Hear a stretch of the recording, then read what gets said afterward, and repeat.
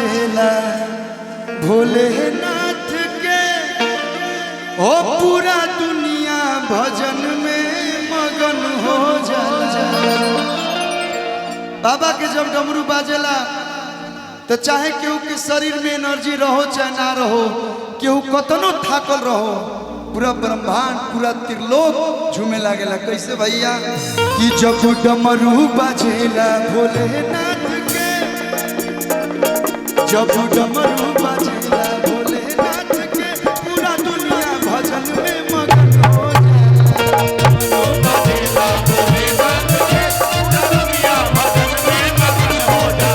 जब डमरू बाजेला भोलेनाथ के, पूरा दुनिया भजन में मगन हो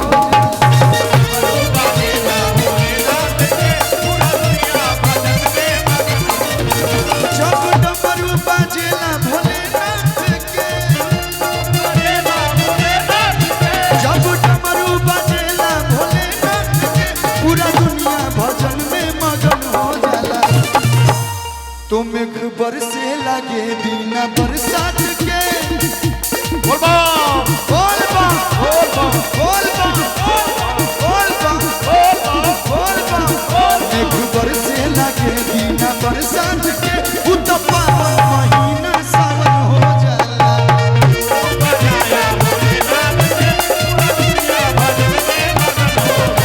जब डमरू बजेला भोलेनाथ के, पूरा दुनिया भजन में मगन हो जाला।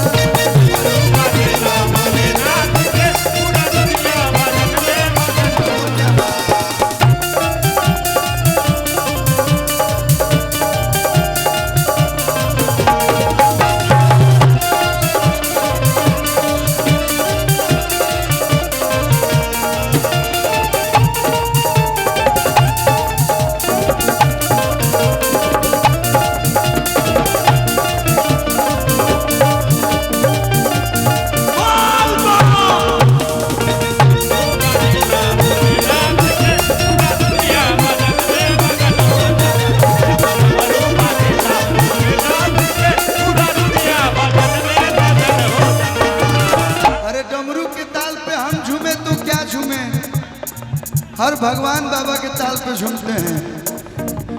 डमरू के ताल सुनी नाचे कन्हैया,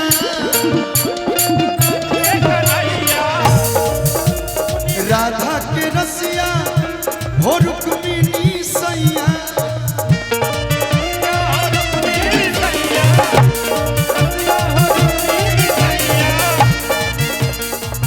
शोभा बढ़े वृंदावन कैलाश के,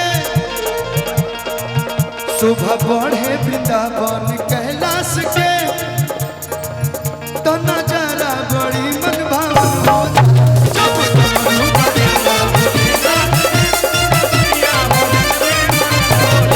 जब डमरू बजेला भोलेनाथ के, पूरा दुनिया भजन में मगन हो जाला। जब डमरू बजेला भोलेनाथ, जब डमरू बजेला भोलेनाथ के, पूरा दुनिया भजन में मगन हो जाला। जब डमरू बजेला भोलेनाथ के, पूरा दुनिया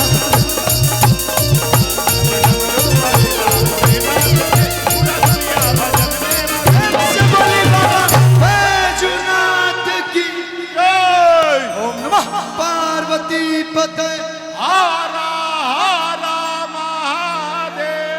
बहुत बहुत धन्यवाद। ये प्यार